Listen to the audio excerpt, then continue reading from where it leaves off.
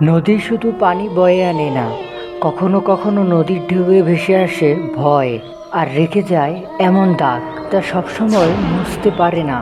আজকের গল্প রাজারহাটের। তিস্তা নদীতে মাছ ধরতে গিয়ে এক লোকের চোখের সামনে যা ঘটেছিল তা বিশ্বাস করতে পারবেন না, কিন্তু অস্বীকারও করতে পারবে না কেউ। রাজারহাট উপজেলার একদম ভিতরে তিস্তা নদীর একটা নির্জন ঘাট। লোকজন বলে ওখানে মাছ খুব হয়, কিন্তু সন্ধ্যার পর কেউ যায় না। 58 বছর বয়সী হারুন মিয়া জীবনভর মাছ ধরে সংসার চালিয়েছেন। সেদিন ছিল 2024 সালের 31শে অক্টোবর, পূর্ণিমা রাত। হারুন মিয়া সন্ধ্যা 7:30টায় জাল নিয়ে নদীতে নামেন।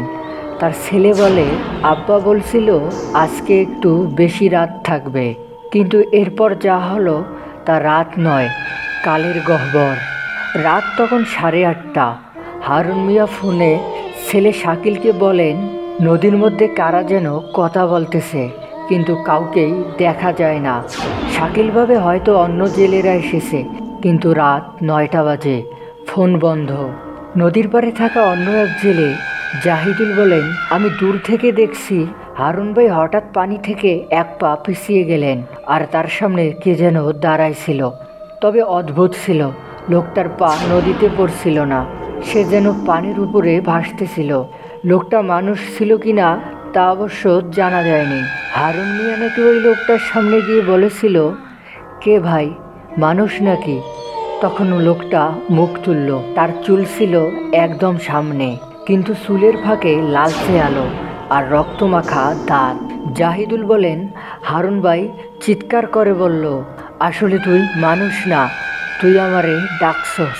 তারপর সে এক দৌড়ে উঠে আসে ঘাটে আর বলতে থাকে, সে আমার নাম জানে, আমি তো কিছুই বলি নাই, সে আমার নাম জানে কিভাবে? এই কথা বলেই হারুন মিয়া জ্ঞান হারায়। তার মুখ দিয়ে গড়িয়ে পড়ছিল তখন লাল ফেনা। হারুন মিয়াকে হাসপাতালে নেওয়া হয়।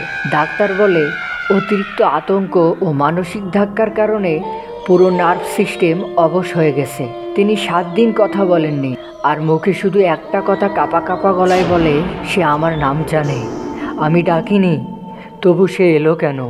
স্থানীয়দের মতে ওটা ছিল নদীর পুরনো ওয়াফাতি জিনের এলাকা, যেখানে কোনো মানুষ সন্ধ্যার পর গেলে তাকে ওই জিনের স্ত্রীর মুখোমুখি হতে হয়, আর যদি নাম ধরে ডাকে তবে সে মানসিক বা শারীরিকভাবে আর ফিরে আসতে পারে না। আপনি যদি এমন ভয়ঙ্কর অথচ বাস্তব ঘটনার মতো গল্প পছন্দ করেন, তাহলে এখনই সাবস্ক্রাইব করুন দ্য ইয়াসিন শো। বাংলাদেশে অজানা আতঙ্ক আমরা আপনাদের সামনে তুলে ধরি সত্যের রূপে। তিস্তার ঢেউ এখনও বয়ে চলে, কিন্তু সেই রাত্রির পরে কেউ আর হারুন মিয়ার মতো মাছ ধরতে নামে না, কারণ সবাই জানে, একবার সে ডাকলেই সে জানে তোমার নাম। সে চুপচাপ তোমার ছায়ার মতোই পাশে চলে আসে।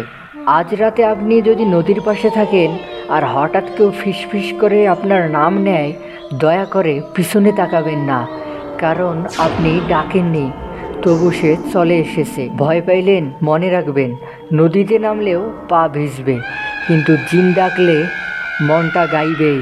দ্য ইয়াসিন শো, ভয় কিন্তু বুদ্ধিমানের ভয়।